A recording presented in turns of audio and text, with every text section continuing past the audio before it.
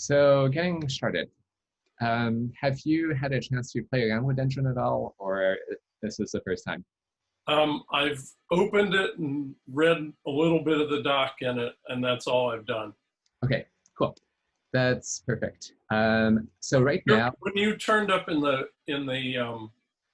couple of Discord threads was really the first point that I looked at it at all, and I haven't spent much time got looking. it. And then you threw this out, it's like, oh, okay, this would be a jump start. Cool. Yeah, and that's kind of what this onboarding is for. To just help, even if you haven't even opened it, just to give you an idea of why you might want to open it. So right now, what you're looking at is Dendron Workspace, and the way. So let's back up. Dendron, we manage your nodes in a workspace, and if you use VS Code, it's the equivalent of a VS Code workspace. So there's a one-to-one matching there. And the way that you start off is you can initialize the workspace. Right now, I did Lee. We can just make a new one like Lee 2. And so this is saying the workspace should be at this location. And so when we create a workspace, we can either create one with the Dendron tutorial notes, and then it has like Right. Okay. Yeah. or Yep. you can do an empty one. So I'm just going to do an empty one in this case. And so when you create an empty workspace, you have one file, which is the root file. And this is just there for, this is kind of like your home. And the way that Dendron works is if you want to create a file, you can just type it. Command L, I'm going to toggle screencast mode. Command L triggers the lookup bar. And most of the things you'll do in Dendron will involve this. Have you used tools like notational velocity? No. So notational velocity, it was a tool where basically when you are looking for a file, for example, if I type Python, if the file doesn't exist, then it creates it for you. If it does, but if it does exist, it will fetch it. So it's this idea that you never really have to think about the order of files. Okay. It's just accessing your data. So mhm. I'm assuming that Dendron is putting is that a YAML header? Yes, so it's a YAML header. So it's just automatically doing that when it creates the file? Exactly. And for the YAML header, the idea here is we store some metadata. So every node has a unique ID. And the reason we do that is because if you choose to, you can publish your nodes. That's my local version, but this is the Dendron website is actually a published vault. Hence why. So I created a workspace with the help nodes. Yeah. So that's why it looks the same. Yep, exactly. It is generated from the nodes. And the reason, and if you notice the IDs for each node, when you publish, the nodes are actually published by their ID, not by the name.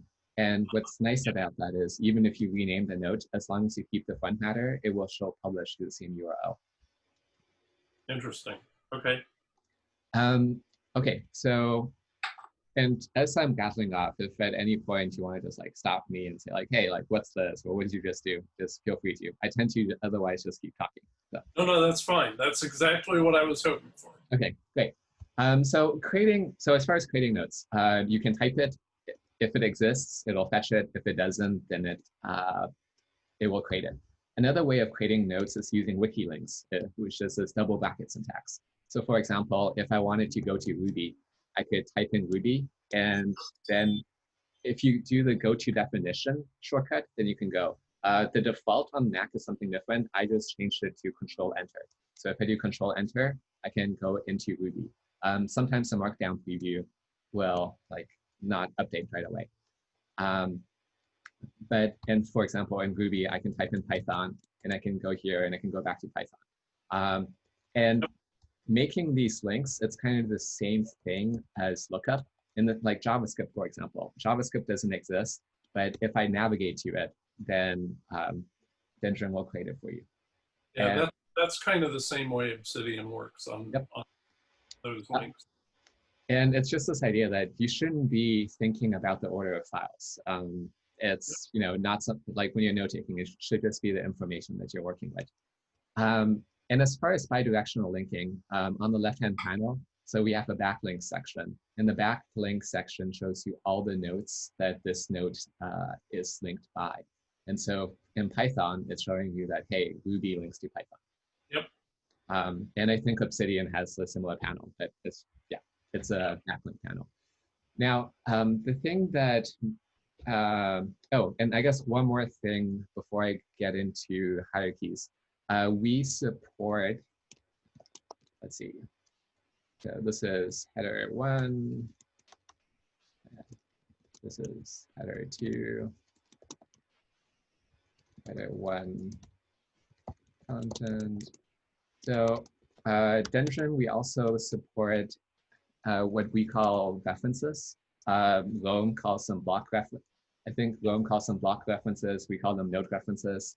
I think Obsidian also has it, though I'm not sure what they call it. They don't actually have the same, there are references to headers and things, but they don't, it's a little different. Right. So what I'm going to show you is in Dendron, you can embed nodes in other nodes. So for example, I just did Command-Shift-R, which copied a reference of this node. And then I can paste it, for example, in JavaScript. And so I'm seeing the Python node embedded in the JavaScript node. You can either choose to reference an entire node, or you can choose to reference a header. So for example, everything starting from header 1. You can also do a range. So you can say everything starting from header 1 to header 2. Oh, that's cool. That you can embed nodes into other nodes. And then the other thing that you can do is if you keep bullets, the markdown preview is mutable in the sense that you can click on the bullet and also update the markdown. Yeah, I saw that. It's a little thing that I find people get quite excited about that. Well, but if you're going to use those as to-dos, it's a big deal. Exactly. Okay, and now getting to the part. So right now, what I've shown you, it's pretty similar to Obsidian. It's pretty similar to more like how normal note-taking apps work. The things that Dendron now starts doing differently is we're focused on having your nodes conform to some sort of structure. And so that's not to say, like, as you can see, like we support backlinks. So you can link any node to any node. But the problem that I found, and the reason why I made my own note-taking tool, is I find that once you get a lot of notes, you need some sort of structure to organize it. If it's all backlinks, like it becomes really hard to find something. Whether it's a naming convention, whether it's some sort of hierarchy, like there needs to be some sort of structure to help you find it. And so in Dendron, for us, that structure is hierarchy. So the way that you create a hierarchy in Dendron is whatever. So when you do Command L, the lookup bar gets populated by the current node that you're in. And so if you hit dot, then you're creating a new level in the hierarchy. So for example, I can do python.data. And so, this is a data node, but the hierarchy is Python is a parent and data is a child. And under data, for example, I might want to do, if I'm learning about Python, data could be, all of the various data structures that apply on my path. And so now I can look in Booleans and strings. And the nice thing about this hierarchy is now instead of, you manually having to link all the nodes together, because you are in the Python hierarchy, you have a bird's eye view of everything in this hierarchy. Let's just add a date. Interesting. Another way you can see the hierarchy is we have a show graph command. And so just like how Obsidian has a graph, Dendron has a graph, but this is a graph with backlinks. It's a graph of your hierarchy. And so, as you note, like there isn't a connection between Ruby and Python, even though there's a backlink. What this is showing you, you can think of it as a top-down view of your table of contents of the hierarchies that you have. Right. Now, the really nice thing about having this is like right now, for example, Python is in its own thing, but what Dendron lets you do, so let me back up for a moment. Hierarchies, I find, are one of the best ways of organizing nodes, but most people and most tools don't really support it well And that's because I think, not because hierarchies don't work, but because you had no tooling around hierarchies. Like if you had your files in a folder tree, you could put them in a bunch of different folders, but then like finding them is more difficult. And then if you ever wanted to rename anything, that's just a nightmare. And so Dendron, we're built around this idea that hierarchies are actually some of the most effective ways of managing information as people. And it's built around this idea of let us help you work with hierarchies. And one thing we let you do is we let you refactor. So for example, right now I'm under Python, but let's say that I start off by entering text I want to replace. So I'm saying for Python, instead of Python, oops, let me do that again. Instead of Python, replace Python with lang-python. And what this is going to do is everywhere where you have python.md, it's going to add the lang prefix for programming language. And if I hit proceed, what you notice is that not only did all the files rename, but also if I go, for example, into Ruby, all the links to the files have also been renamed. And so it's just an easier way of managing the hierarchies. And now, like, why might you want to do this? Well, because I have, let's just create lang. So because I have this programming language hierarchy, what it lets me do, and this is really what I started doing with my notes, is if I'm learning, for example, a programming language, and I'm working at like 2 or 3 at a time, it's really difficult to context switch between them. It's like, how do I do this in Ruby? How do you do this in Python? What I found was much more conducive is if I could think like, okay, in a programming, what is my model for a programming language? And so, for example, a programming language has data structures. And so I could apply that to Ruby as well. So for example, for Ruby, it also has data structures. And then what I could do is when I'm learning about Ruby, I could translate that hierarchy that I learned from Python and put it into Ruby. And what this lets me do now is, now it's a lot easier to context switch between different programming languages because I'm thinking more about the concepts than the actual implementation. And for example, now if I'm like in my hierarchy, so first of all, like if I'm looking up data structures in Python, I have all of them in one view. But now let's say that I want to look up data structures for all my programming languages. Then I also have a similar view for that. That's cute.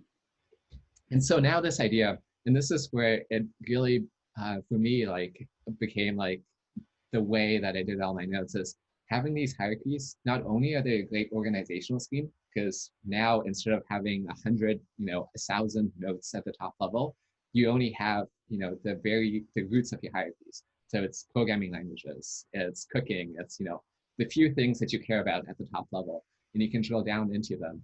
And when you drill down into them, it's not just organizational, it's something that, for me at least, it helps me learn about the topic. Because I find the hierarchies that I create for, a programming language or anything, they reflect my mental model of it. And I find over time, when I'm learning about things, it's not actually the implementation that matters, but it's the fact that I've been able to develop this hierarchy and then continue refining it over time. No, that makes sense. Well, and there's nothing that keeps you from just having a bunch of loose notes at somewhere, even if it's nothing. If for the sake of cleanliness, you create a hierarchy starting with miss, and then just stick stuff under it, you have the same thing you have typically. I totally get the language thing. I once had a situation where I had to learn 2 computer assembly languages. Yeah. And one of them had right to left operation on the instructions, and the other had left to right, but 3/4 of the names of the operations were the same. So you just had to remember whether you were in left, right, or right, left. So yeah, I totally get that. The other thing that I do for these notes, I'm just going to show you. This is one of my vaults. This is the notes for a meeting today. But for example, I have a CLI, and this is like all the CLI commands that I run into. And it's not just necessary. Oh, okay. So that one, it's like if I run into a problem, instead of, Googling Oh, it, that's what, yeah. I Yep, now have a cache of it. So if I run into the right, same problem again, I can just go into that CLI hierarchy. And right. Because it's the one I did that last month. I know that, but I don't remember it. exactly. Yeah, If you look at this, I think I have a couple of hundred different commands. And the nice thing about this is like, I did none of this, ahead of time. It was kind of a just in time. I ran into a problem at work. I needed to Stack Overflow it. It took me 10 minutes. I never want to spend time on it again. Let me throw it into, right. this. Yeah, Um, that's okay. cool. Uh, So mhm. can we look a little bit at kind of your to-dos? Yeah.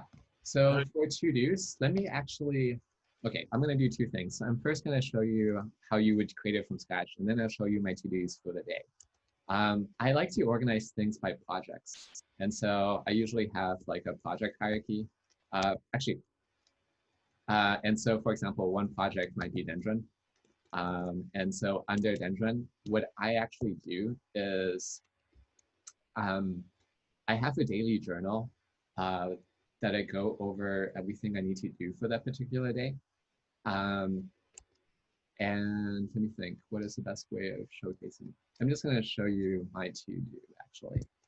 Um, so this is my to-do for a Dendron. Um, and let me show you in the preview. Um, and what I do is in Dendron, you have this notion of a journal note. And so a journal note is basically whatever hierarchy you're currently in. It appends journal to it in the current date. And this is configurable. You can change the date format. You can change how it appends it. But I'm going to move on to tomorrow's date. And the way you do that is Control-Shift-J.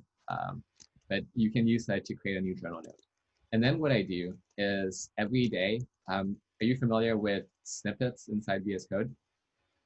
I haven't used them inside VS Code. I use external snippet codes Got it. all the Well, anyways, I use a bunch of snippets, and so I have a Dendron journal snippet, and that will fill it out with time. Oh, okay, my cool. daily to-do I list. get the idea, even though I haven't used it Yeah. And then the way I do to-dos that's worked really well for me if I'm just working by myself, I have a snippet to make this bullet, and then I'll write, task one, task two, task three. Something that Dendron does really well is, for example, sometimes like task one, it turns out to be a much bigger task. right. Dendron has a notion of scratch notes. And so this is all just special cases. You can create a scratch note by Command-Shift-S, and you can choose to add a title or not. If you don't add a title, by default, it creates under your current hierarchy, Dendron.scratch, and then the current date and timestamp. And you can think of a scratch note as a scratch case. It's just, oh, I'm in a meeting. I need to take a note. I don't want to figure out where I'm going to move it. So I'm just going to start, typing. And so that's kind of the purpose of the scratch note. And then later on, you can like rename it and then file it away somewhere if you want to. Sure. The more interesting thing is if I highlight task, for example, and then I do the shortcut for a scratch note, what it does is it creates a link from this task to the scratch note. And so now, I can use this to create nested tasks. So, task 1.1, 1.2. And if I find that, task 1.1 is still too big and I need to break it down even further, I can create another scratch note from that and then, create even more tasks. So you can go as deep as you want to, though I usually find that 2 to 3 levels are enough. Yeah. Yeah, if you're getting that deep, it probably needs to be broken up at the higher Exactly. But what's really cool about this is you can start off with a bullet and you can still keep this nicely bulleted list, but then you can, expand upon it as much as you need to. But as far as like project management goes, the way I manage projects is I have my daily to-dos, and then I look at my to-dos from the previous day. And then like anything I haven't done the previous day, I will copy it over into today. And then I will, I use the bullet journal format. So like I will add like a lesson sign to tell me that I moved it. Yeah, I know. I don't use it, but I'm familiar with it. Yeah. Something else that you can do is, this is a VS Code feature more than a Dendron feature, but I find that most people don't know about this.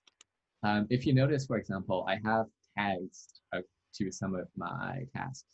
What I can do, VS Code has a search editor feature where you can search within your current node. And so if I type in start, it shows me, for example, all my lines where I have the start tag. And what's cool about this search is globbing. And so what I can do is, I have a shortcut set up that brings me a search of whatever the current node is.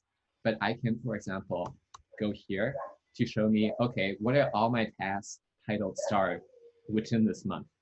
And this shows me all of it materialized in a single view. Or I can go, what is everything, in this year? Or, it supports regex. So you can get as fancy as you like. And what I will say is, like, this search editor view, it's a VS Code thing, not a Dendron thing. But because Dendron, if you follow Dendron's method of putting stuff in hierarchies, it makes this search thing super powerful, because now you can glob and search within specific dates. You can, for example, if you think back to a programming example in Python, you can search, under Python, everything in Python that has a gotcha tag, or everything in programming languages that was hard. And that is something that you get for free with a hierarchy. It's this nicely structured, being able to search everything within that hierarchy. So what's really fascinating about this for me to watch is that the name that you get, which is the hierarchy with dots as separators on the mainframe, that's actually how hierarchical folder structures are achieved, is that exact naming convention. Nice. I haven't had the pleasure of using many mainframes in the day. So. Yeah, so that one harks back like decades for me. Okay. So I have an unrelated question. What is the tool you're using that's echoing the keystrokes? That's actually VS Code. So VS Code has something called screencast mode. Oh, and if you toggle it, it will show you all the keystrokes. Cool. All right. That's a nice thing about building Dendron inside VS Code, is that for me, like, what was different about Dendron and what the thing I'm trying to promote is this idea of keeping your notes in a hierarchy and giving you the tools to work with that hierarchy. But then all the other stuff, for example, like being able to work with Markdown, supporting multiple panes, having all the other stuff that you need in an editor, it's not really differentiating. And VS Code, I found, is a great base for that. And plus, you have all of the extensions that VS Code has. And VS Code has like a lot of neat features. One of them, another one that I really like that I find most people don't know about, is you can toggle lines. So if you do Option arrow key, you can move lines up and down. And I find that's really nice for prioritizing, because I usually like to, keep stuff in this sort of format.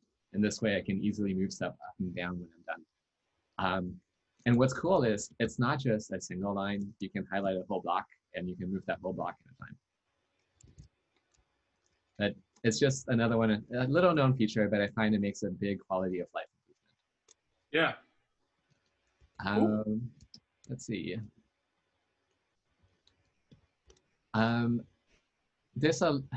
The other thing that you can do in Dendron is you can paste images. I find that's a question I get a lot, especially with Markdown. And so I use a program called Sketch, which lets me take a screenshot of the screen. And then if I do Command-Shift-C, it puts that image into my clipboard. And then inside Dendron, you can run the paste image command, which will take whatever's in your clipboard, put it in this path under your vault, and then now you have the picture. And I find that useful because in Markdown-based apps, I find adding media is usually like a problem that people have. Yeah, Obsidian handles that pretty well, much the same way. So yeah, that one I haven't had a lot of friction on. Let's see. The hierarchy is really interesting.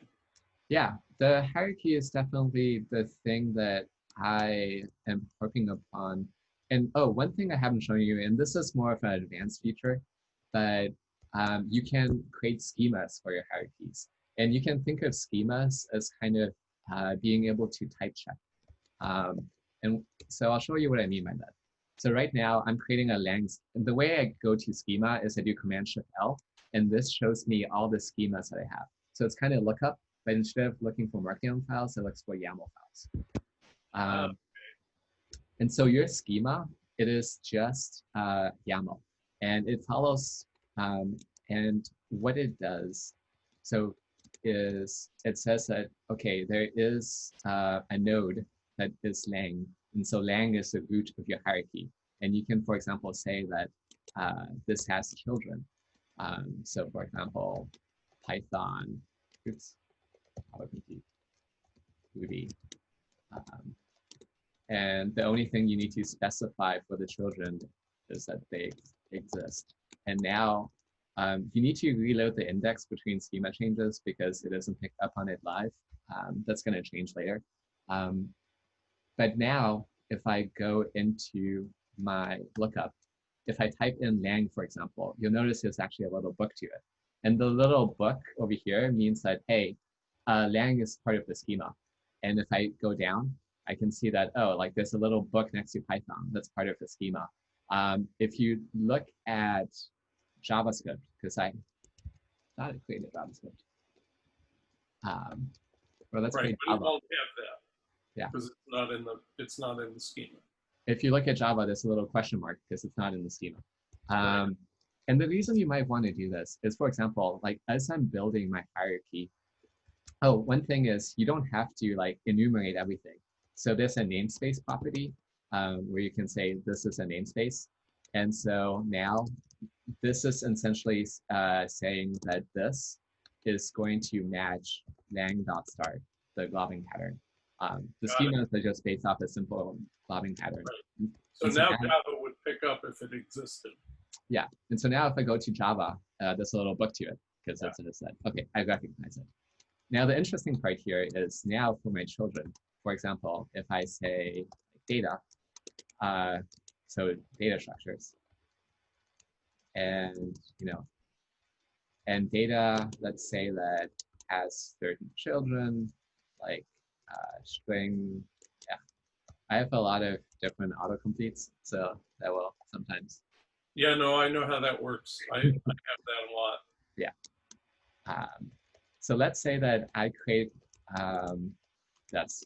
And so this schema, the way that the globbing patterns work is the children will inherit the parent as a prefix. So this will match lang.star.data. And then string will match lang.star.data.string. But the schema is also hierarchical. And so now if I reload my index, if I go to lang.ruby.array, for example, there's a book because it's part of my schema. But if I look into data.boolean, there's nothing because it's not part of my schema.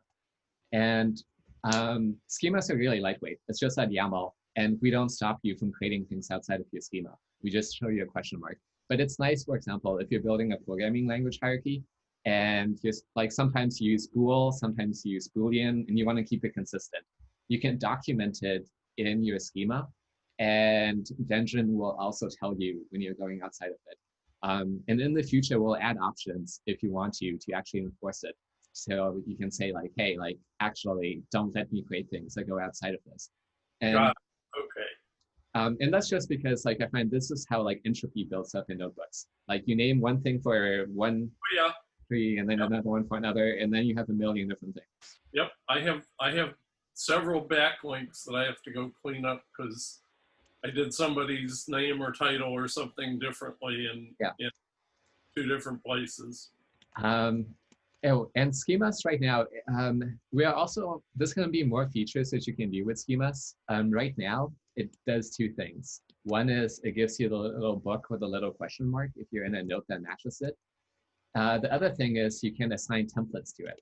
So for example, for this string, I can say that it has a template. And what that means is when I create a note that matches the schema, automatically apply this template to it. And so the ID of this template is going to be the name of another note. And so, for example, if I just do a lang template, and I'm from a template, then I can say this is from lang template, and it's a note template. And the reason you have this is in the future, we'll have different types of templates. You can make templates from snippets or other sources. And now if I reload my index, and let's create a string for something I don't have a string for. So let's say lang.java.data.string. And oh, something else that schemas let you do is it auto-completes. So like even though array and string haven't been created, it shows you, hey, this matches the lang schema. According to that schema, you have these options. Nice.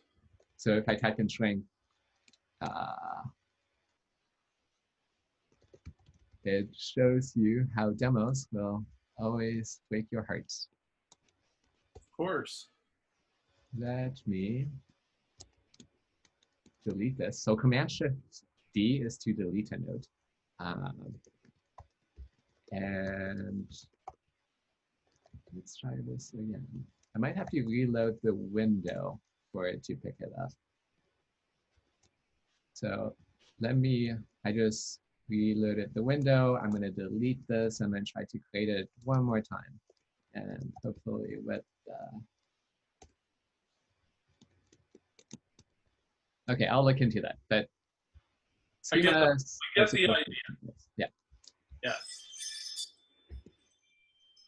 Okay. Cool.